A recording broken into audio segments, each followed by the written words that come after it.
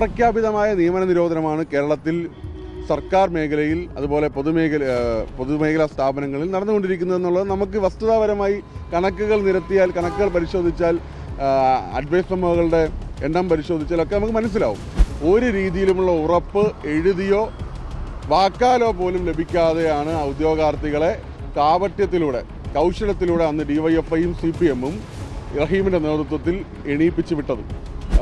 ഇത്തരത്തിൽ കാപട്യം കാണിച്ച്, കൗശലം കാണിച്ച് ചെറുപ്പക്കാരെ വഞ്ചിക്കുന്ന സംവിധാനമായിട്ട് CPM-ഉം DYFI മാറിക്കഴിഞ്ഞു.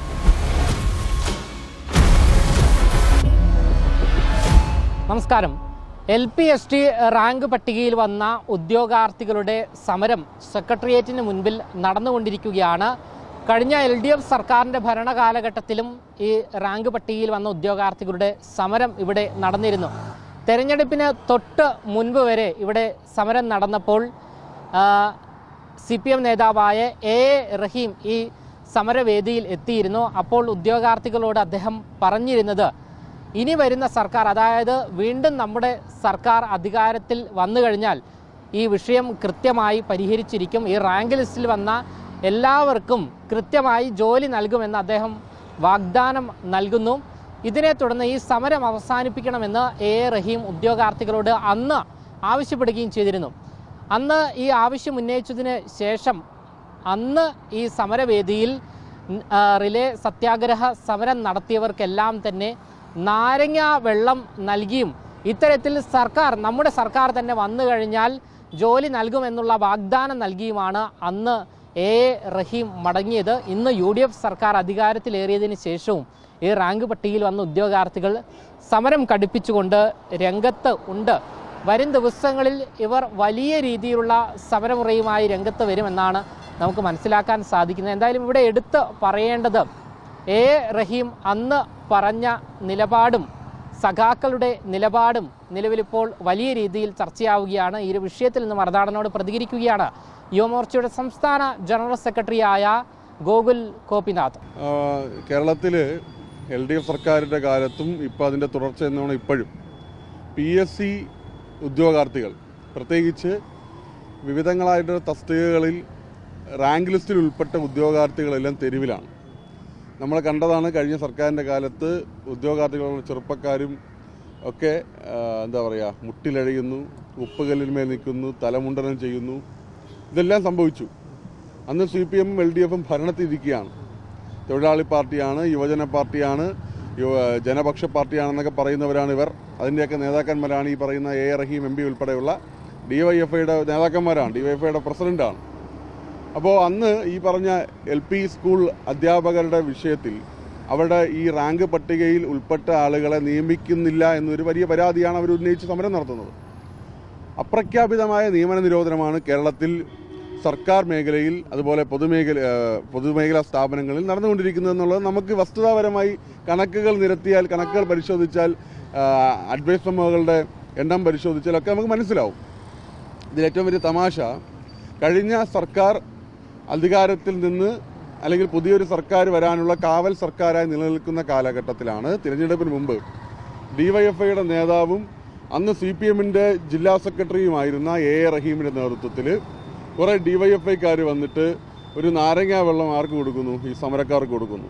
എന്നിട്ട് അവരോട് പറയുന്നു, ഞങ്ങൾ അധികാരത്തിൽ വീണ്ടും വരും, ഞങ്ങൾ വന്നാൽ ഇതെല്ലാം അവസാനിപ്പിക്കാം, നിങ്ങൾക്ക് എല്ലാ പ്രശ്നങ്ങളും പരിഹരിക്കാം, ഇപ്പം നിങ്ങൾ ഈ നാരങ്ങ വെള്ളം കുടിച്ച് എണീറ്റ് പോകണം എന്ന് അവരോട് ആവശ്യപ്പെടുകയും, എനിക്ക് തോന്നുന്നു അന്നത്തെ മുഖ്യമന്ത്രിയോ വിദ്യാഭ്യാസ മന്ത്രിയോ ആയിട്ടൊക്കെ എന്തൊക്കെ ചർച്ചകൾ നടത്തിയിട്ടുണ്ട്. പക്ഷേ വസ്തുതാപരമായി, സാങ്കേതികമായി ഒരു രീതിയിലുമുള്ള ഉറപ്പ് എഴുതിയോ വാക്കാലോ പോലും ലഭിക്കാതെയാണ് ഉദ്യോഗാർത്ഥികളെ കാപട്യത്തിലൂടെ, കൗശലത്തിലൂടെ അന്ന് DYFI-യും CPM-ഉം റഹീമിൻ്റെ നേതൃത്വത്തിൽ എണീപ്പിച്ചു വിട്ടത്. ഇപ്പം എന്താ സംഗതി? അവർ വീണ്ടും വന്ന് തെരുവിൽ ഒരു മഴ പെയ്താലും വെയിലേറ്റാലും അതെല്ലാം അനുഭവിച്ച് പെൺകുട്ടികൾ 6 ദിവസമായി നിരാഹാരത്തിലാണ്. അപ്പോൾ ഏറ്റവും വേദനാജനകമായിട്ടുള്ളൊരു കാഴ്ചയാണ്. യുവമോർച്ച എന്ന രീതിയിൽ അവരുടെ ഈ പ്രതിഷേധത്തിന്, സമരത്തിന് പൂർണ്ണമായ പിന്തുണയും ഐക്യദാർഢ്യവും യുവമോർച്ച പ്രഖ്യാപിച്ചിട്ടുണ്ട്. നിയമപരമായി അവർക്ക് എന്ത് തരത്തിലുമുള്ള അവരുടെ സഹായവും യുവമോർച്ചയുടെ നേതൃത്വത്തിൽ നൽകുമെന്ന് അവർക്ക് ഉറപ്പ് നൽകിയിട്ടുണ്ട്. ഇവിടെ എനിക്ക് പറയാനുള്ളത്, ഇത്തരത്തിൽ കാപട്യം കാണിച്ച് കൗശലം കാണിച്ച് ചെറുപ്പക്കാരെ വഞ്ചിക്കുന്ന സംവിധാനമായിട്ട് CPM-ഉം DYFI മാറിക്കഴിഞ്ഞു. അതിൻ്റെ ഏറ്റവും വലിയ ഉദാഹരണമാണ് നമ്മൾ ED റെയ്ഡിൽ കണ്ടത്. നിങ്ങൾ നോക്കൂ, ഒരു ED റെയ്ഡ് കഴിഞ്ഞ് പുറത്തേക്ക് പോകുമ്പോൾ CPM-ന്റെ തിരുവനന്തപുരം ജില്ലയിലെ CPM-ന്റെ പ്രാദേശിക ഗുണ്ടകളായിട്ടുള്ള നേതാക്കന്മാർ ED ഉദ്യോഗസ്ഥരെ കൊല്ലാൻ ശ്രമിച്ചത് നമ്മൾ കണ്ടതാണ്. ആ കൊല്ലാൻ ശ്രമിച്ചത് എങ്ങനെയാണ്? ഈ പറയുന്ന ED ഉദ്യോഗസ്ഥർ വാടകയ്ക്കെടുത്ത് നമ്മുടെ തമ്പാനൂരിലെ പാവപ്പെട്ട തൊഴിലാളികളായിട്ടുള്ള ഡ്രൈവർമാരുടെ സാധാരണ അന്നത്തെ അന്നത്തിന് വേണ്ടി വണ്ടി ഓടുന്ന തൊഴിലാളികളുടെ വണ്ടികൾ അവർ നേരിട്ട് വാടകയ്ക്കെടുത്തതാണ്. ആ വാടകയ്ക്കെടുത്ത വണ്ടികൾ എന്ത് ചെയ്യുന്നു? ഇവരെ വധിക്കുന്നതിൻ്റെ ഭാഗമായിട്ട്, അതിൻ്റെ ശ്രമത്തിൻ്റെ ഭാഗമായിട്ട് തകർക്കുന്നു. എന്നിട്ട് അവരുടെ നേതാക്കന്മാർ തിരുവനന്തപുരം ജില്ലയിലെ എല്ലാ ക്രിമികീടങ്ങളും അകത്താണ്, 10-50 ദിവസമായിട്ട് അകത്താണ്. അതുകൊണ്ട് തന്നെ തിരുവനന്തപുരം നഗരത്തിലൊരു ശാന്തതയുണ്ട്. പക്ഷെ എന്താ റഹീം അന്നും അതേ ഈ നാരങ്ങ വെള്ള കച്ചവടക്കാരനായിട്ടുള്ള റഹീം അന്ന് ചെയ്തതെന്താ? ഈ പറയുന്ന ആളെ നേരിട്ട് കാണുകയും വിളിക്കുകയും ചെയ്തു. ഈ വണ്ടിക്കാരുടെ എല്ലാം വിളിച്ചിട്ട് എന്താ പറഞ്ഞത്? എത്ര രൂപ നിങ്ങൾക്ക് സർവീസ് സെൻ്ററിലായാലും നിങ്ങൾക്ക് നഷ്ടമായ അല്ലെങ്കിൽ നിങ്ങൾക്ക് വന്നു പോയിട്ടുള്ള എല്ലാ അറ്റകുറ്റപ്പണികൾക്കും ഡിവൈഎഫ്ഐയുടെ നേതാക്കന്മാർ ആക്രമിച്ച് വരുത്തിയ എല്ലാ പ്രശ്നങ്ങൾക്കും ഞങ്ങൾ പരിഹാരമുണ്ടാക്കും, അതിൻ്റെ സാമ്പത്തികം തരുമെന്നാണ്. പക്ഷേ CITUവിൻ്റെ തമ്പാനൂരിലെ ഈ ടാക്സി സ്റ്റാൻഡിൻ്റെ പ്രസിഡന്റ് കൂടിയായിട്ടുള്ള ഈ പറയുന്ന അദ്ദേഹത്തിൻ്റെ പേര് ഞാൻ പറയാൻ ഉദ്ദേശിക്കില്ല, പക്ഷേ ഒരു ചെറുപ്പക്കാരനാണ്. അദ്ദേഹത്തിന് പോലും CPM-കാരനായിട്ടുള്ള CITUകാരനായിട്ടുള്ള ഒരു ഡ്രൈവറായിട്ടുള്ള ഒരു തൊഴിലാളിക്ക് പോലും CPM-ന്റെ നേതാക്കന്മാരും DYFI-ക്കാരും അവരുടെ ആളുകൾ ചെയ്ത തെറ്റ് പരിഹരിക്കാൻ കൊടുത്ത വാഗ്ദാനങ്ങൾ പാലിക്കുന്നില്ല. അപ്പോൾ വാഗ്ദാനങ്ങൾ കൊടുക്കുകയും തടി തപ്പുകയും ചെയ്യുന്നവരായി CPM-ഉം DYFI-യും കേരളത്തിൽ മാറി. ഇത് ഇവർ അവസാനിപ്പിക്കണം. കാരണം ഒരു തലമുറയെ അല്ലെങ്കിൽ ചൂഷണം അനുഭവിക്കുന്നവരെയാണ് ഇവരടുത്ത് പോയിട്ട് ഞങ്ങൾ ആ ചൂഷണം പരിഹരിക്കുമെന്ന് പറയുകയും ആ ചൂഷണത്തിൻ്റെ ഏറ്റവും വലിയ ഇരകളാക്കി അവരെ ഇവർ തന്നെ മാറ്റുകയും ചെയ്യുന്ന കാഴ്ചയാണ്. ഇത് പൊതുസമൂഹം തിരിച്ചറിയണം. റഹീമിൻ്റെയും CPM-ന്റെയും DYFI-യുടെയും ഈ പൊള്ളത്തനം, ഈ കാപട്യം നമ്മുടെ ഉദ്യോഗാർത്ഥികൾ, PSC റാങ്ക് ഹോൾഡേഴ്സ് അത് മനസ്സിലാക്കിക്കൊണ്ട് വേണം ഇവർ സമരപ്പന്തലുകളിൽ എത്തുമ്പോൾ അവരോട് പെരുമാറാൻ. ഇവരുടെ നാരങ്ങ വെള്ളത്തിൽ വീണു പോകരുത് എന്ന് മാത്രമാണ് യുവമോർച്ചയ്ക്ക് പറയാനുള്ളത്. എന്തായാലും അന്ന് നാരങ്ങ വെള്ളം ഉദ്യോഗാർത്ഥികൾക്ക് കൊടുത്തു പോയ റഹീമിനെ ഇപ്പോൾ തിരുവനന്തപുരം ജില്ലയിൽ തന്നെ കാണാനുണ്ടോ എന്നുള്ള ചോദ്യമാണ് ഉയർന്നു വരുന്നത്.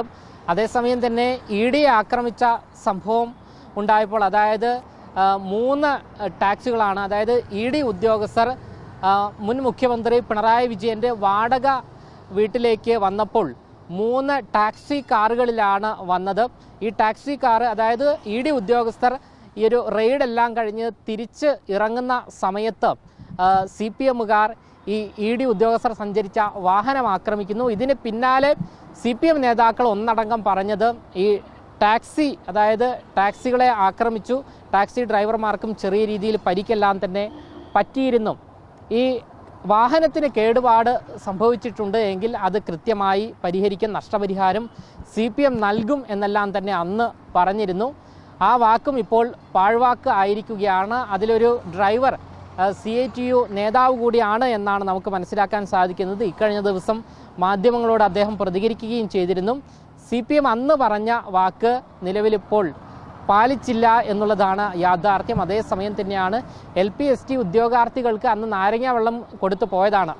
പിന്നീട് ഒരിക്കലും തന്നെ CPM-കാരുടെ ഒരു സഹായവുമോ ഒരു തരത്തിലുള്ള വാഗ്ദാനമോ ഒന്നും തന്നെ ഈ ഉദ്യോഗാർത്ഥികൾക്ക് ഉണ്ടായിട്ടില്ല എന്നുള്ളതാണ്. ക്യാമറമാൻ ആഷിക്കിനൊപ്പം അമൽ രുദ്ര, മറുനാടൻ മലയാളി, തിരുവനന്തപുരം.